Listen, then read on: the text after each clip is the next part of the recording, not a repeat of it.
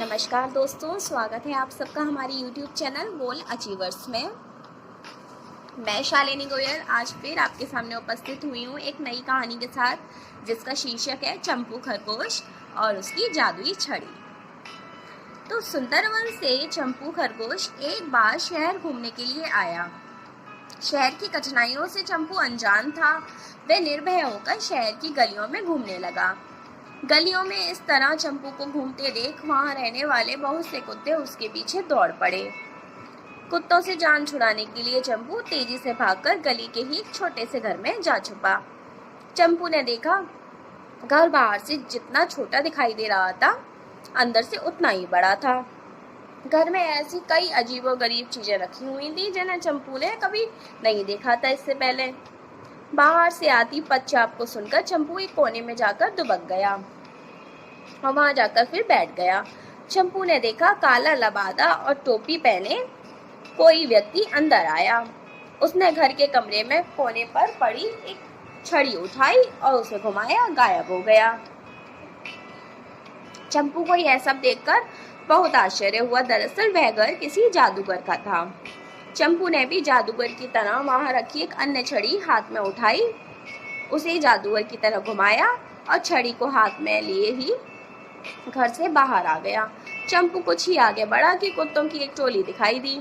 चंपू ने नोटिस किया कि कुत्ते चंपू की तरफ देखकर भी कोई प्रतिक्रिया नहीं कर रहे। चंपू धीरे धीरे आगे बढ़कर कुत्तों के सामने जा खड़ा हुआ। कुत्तों ने ना तो चंपू को देखकर भौंकिया, ना ही उस पर झपटे। चंपू को बड़ा आश्चर्य हुआ। उसे जादूगर वाला कारनामा याद आया। फिर समझ गया कि वह अदृश्य हो चुका है, अब उसे कोई देख नहीं पा रहा। चंपू ने डर होकर जादुई छड़ी लिए खुली सड़क पर चलता हुआ आराम के साथ सुंदरवन लौट आया। सुंदरवन में आने पर वह अपने दोस्तों के बीच पहुंचा। यह क्या, सुंदरवन पहुंचने पर उसके दोस्तों ने ना उसे हेलो की ना हाय। चंपू को जादूगर वाली छड़ी का कारनामा याद आया। उसे हंसी आई। वे समझ गया कि वह यहाँ पहुंच तो गया है, लेकिन उसके साथी उसे देख नहीं पा रहे हैं। चंपू ने जादुई छड़ी को एक बार फिर घुमाया। अब वह दृश्य हो चुका था। उसके दोस्त अचानक उसे वहां देखकर आश्चर्यचकित थे। सब एक साथ उसे पूछ बैठे, हेलो दोस्त, कैसे हो, क्या हाल चाल है, अब तक कहाँ थे? चंपू बोला, सब कुछ ठीक ठाक है, तुम लोग सुनाओ, यहाँ के क्या हाल चाल है? चंपू के दोस्तों के चेहरे पर अचानक मायूसी छा गई। वे बोले, यार यहाँ बड़ी गड़बड़ चल रही है। कुछ दिनों से रात को रोज कोई यहाँ घरों के छोटे बच्चों को उठाकर ले जा रहा है। शेर सिंह ने सब कुछ करके देख लिया, किंतु चोर पकड़ में ही नहीं आ रहा। चंपू का दोस्त शेरू बोला, शेर सिंह ने तो चोर को पकड़ने वाले को यहाँ का गुप्तचर नियुक्त करने का भी ऐलान किया है। इतना ही नहीं, चोर को पकड़ने वाले के लिए पूरी सुरक्षा और बड़ी इनाम राशि की भी घोषणा की गई है। हम सब भी चोर को पकड़ने की पूरी कोशिश कर रहे हैं, पर नाकामयाबी ही हासिल हुई। चंपू ने मन ही मन सोचा कि मुझे ही कुछ करना पड़ेगा। उसने दोस्तों से चोर के कारनामों के बारे में पूरी जानकारी ली और उसे पकड़ने की योजना बनाने में लग गया। चंपू ने दिन में सोना शुरू किया और रात को अपनी जादू वाली छड़ी से अदृश्य होकर जंगल में पहरेदारी करने लगा। एक रात उसे जंपी मेमने के घर के बाहर खुसुर फुसुर सुनाई दी। चंपू उस जगह जा पहुंचा जहां से आवाज आ रही थी। चंपू ने देखा कि अरे, यह तो कालू सियार और टिंकी लोमड़ है, पर इतनी रात को ये यहाँ क्या कर रहे हैं? चंपू को याद आया कि जंपी मेमने के दो छोटे छोटे बच्चे हैं। उसे समझते देर न लगी कि माजरा क्या है। वे अदृश्य रूप में कालू और टिंकी के साथ हो गया। कालू और टिंकी दबे पांव मेमने के घर में घुसे और उसके बच्चों को कुछ सुंघाकर उन्हें एक बोरी में डालकर बाहर आ गए। चंपू कालू और टिंकी के साथ साथ ही चलने लगा। कालू और टिंकी एक ऐसे अनजान रास्ते में पहुंचे जहां बहुत ही अंधेरा था। उन दोनों ने टार्च निकाली और एक सुरंग नुमा रास्ते पर चल दिए। सुरंग से बाहर आते ही एक बड़ी सी गुफा दिखाई दी। कालू ने गुफा के मुंह में बड़े पत्थर को हटाया। अंदर का नजारा देखकर चंपू अवाक था।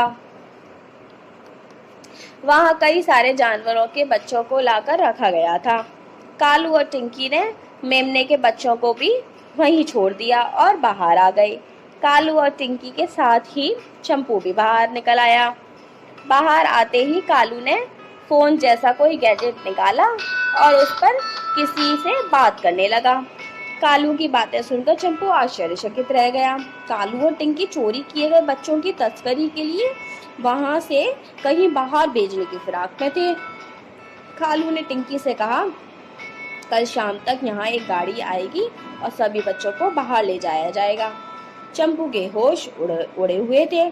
जंगल पहुंचते ही तुरंत ही वह शेर सिंह से मिला और सारा हाल शेर सिंह को कह सुनाया। शेर सिंह को कालू और टिंकी पर बहुत गुस्सा आया। चंपू ने शेर सिंह को सुझाया कि कालू और टिंकी की खैर तो बाद में लेना, पहले हमें उनके चंगुल से फंसे बच्चों को जल्दी से जल्दी मुक्त कराना होगा।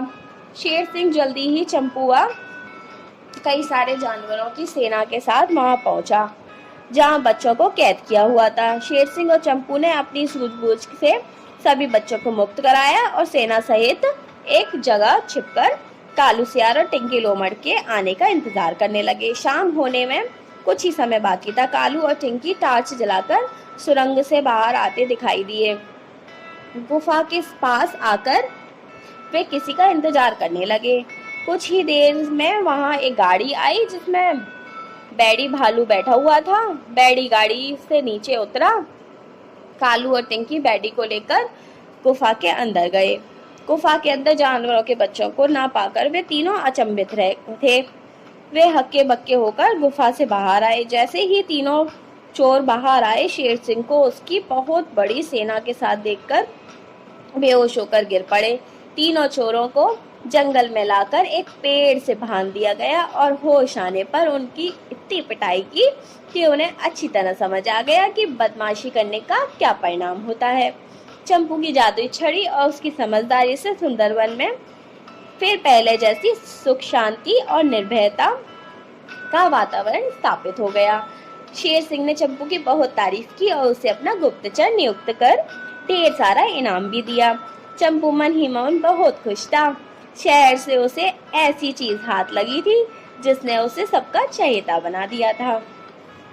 कमेंट बॉक्स में आप बताइएगा दोस्तों कि आपको हमारी कहानी आज कैसी लगी और हमारे चैनल को सब्सक्राइब करना मत भूलिएगा। धन्यवाद दोस्तों।